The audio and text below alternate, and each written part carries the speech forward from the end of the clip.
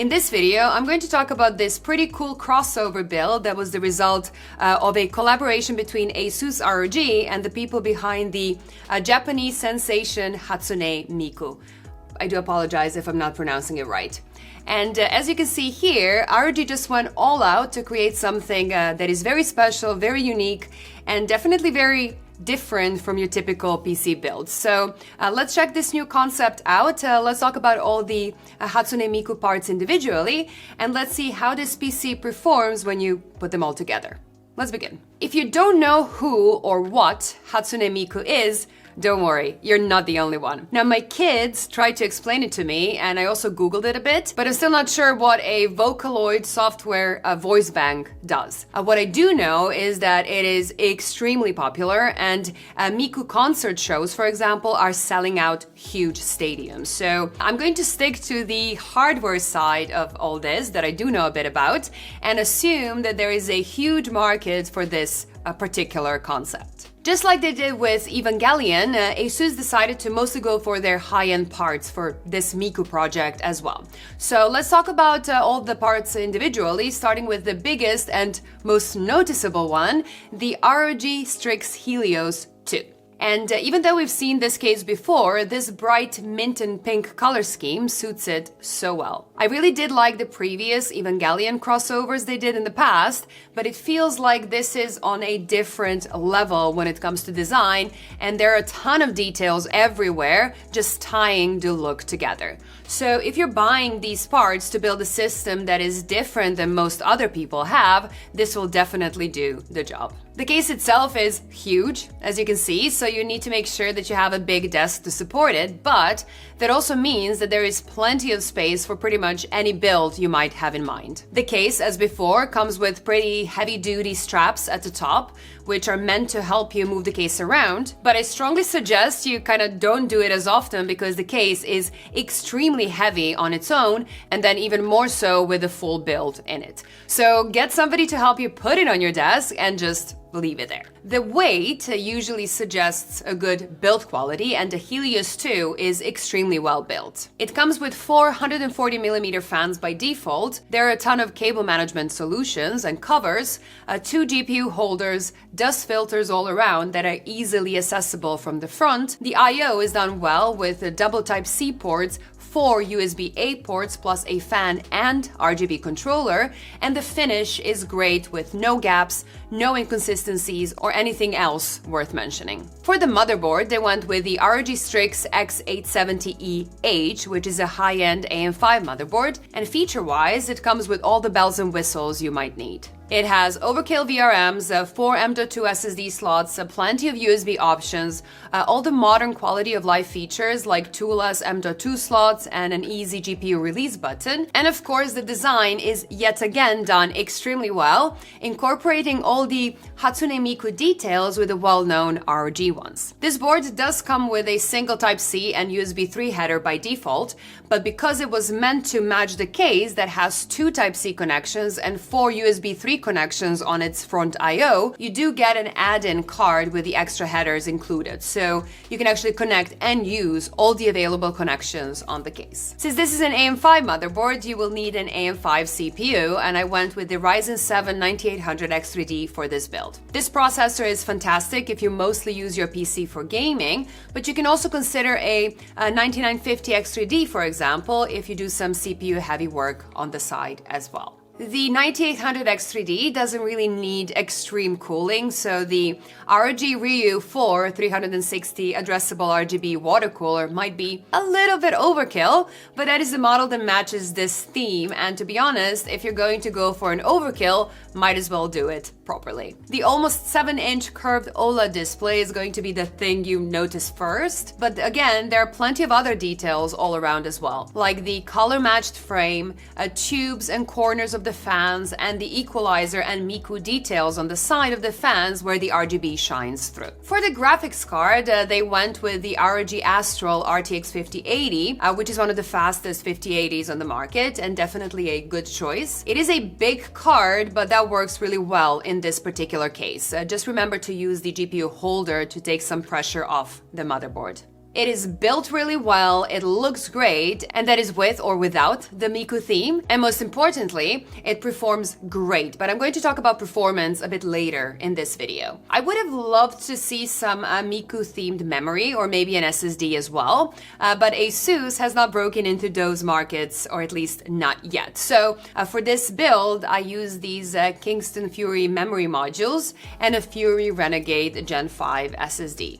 And finally, to power it all up, I have the ROG Thor 1200 watt Platinum 3 Hatsune Miku Edition power supply. I do love that they added the matching GPU and motherboard cables to go with the whole Miku design. Now the rest of the cables are black, but you won't see them anyways. And I think that kind of summarizes the whole build, and everything does go so nicely together. It almost looks like a commissioned custom build and not something that you can easily buy and put together yourself. And keep in mind, many products, and most of all cases with a particular theme, are actually not that rare, but it is rare to be able to combine a complete lineup of hardware that actually works well together and creates a proper coherent theme all around. Having said that, I also think that someone who loves the Miku theme but isn't looking for a complete new system can just go for the case, for example, or maybe add a cooler as well, which will also get you something special and different that fits your taste really well. And on the other hand, if you want to go all out, there are other ROG Miku products that you can look into, like a Miku themed keyboard, Miku themed mouse, a headset, as well as a monitor. Now, I don't have the peripherals here, but I do have the ROG Strix XG27 ACMEG Gaming. It is a 27-inch IPS display with 1440p resolution and 260 Hz refresh rate, which is a nice and balanced combination for most people that plan to do some gaming. Now, it's not the most high-end monitor that ASUS has to offer, but that means it will be a lot more affordable than the latest OLEDs, for example.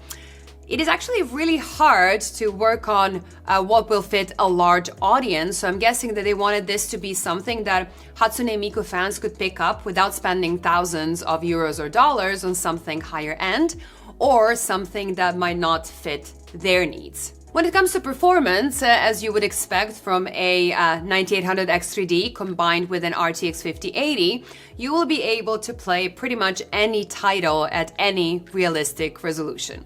If we look at some of the heavier games and some recent, more popular titles on the native 1440p resolution, you should expect to hit 150 FPS or more in most games, and more than 100 FPS in some of the most demanding ones. And all that without frame generation enabled. And if you go for a 4K monitor instead, you should still expect to see 100 FPS or more in most games, with maybe just a bit below in some of the heaviest titles.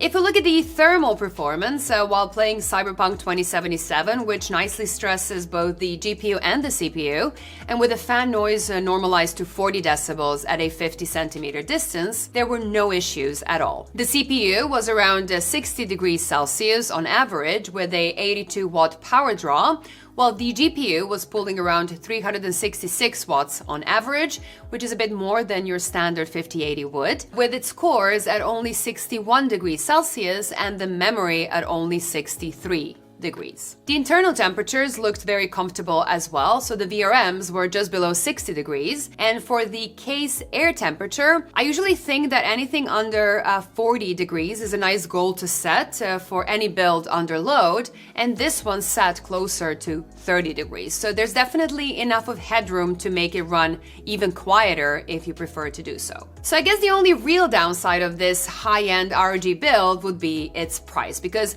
I don't expect this to be very affordable. At the moment, I cannot really say how expensive this whole build will be because some of the parts are only just becoming available, but with the previous Evangelion parts, for example, the price premium usually sat around 10%, which can be reasonable or can be a lot of money depending on how much you value your own hobbies. Here in the Netherlands, the Miku edition of the RTX 5080 is now available for about 100 to 150 euros more than the regular Astral model, which doesn't feel like a bad premium if you really like the theme, But keep in mind, the regular Astral is already on the expensive side for an RTX 5080 GPU. And if we assume that other parts will follow the same path, it will add up very quickly. So if you wanted something that is reasonable and affordable, this is probably not a perfect match for you. That being said, you also have to remember that ROG was never meant to be a reasonable choice when it comes to pure value. It was always supposed to stand out more and cost more. And with this concept, I'm sure there are a lot of Hatsune Miku fans that won't mind spending a bit more on top of that to get something that is this unique. I do think this build is something very special. It definitely stands out in every single way, and you can see how much effort went into each of the individual parts that also fit together so well. Of course, it's not going to be for everyone, but if you are a fan of Hatsune Miku and you decide you want to get something like this, I really think you will be happy with the result. Anyway, that is all I have for today. I've been away for a bit, but I have to admit I thoroughly enjoyed building this PC and filming this video. So if you liked it and you want to see more content like this one, please do consider clicking that subscribe button so you never miss my future uploads. And last, but definitely not the least, a huge thanks to ASUS for sending these parts and sponsoring this video.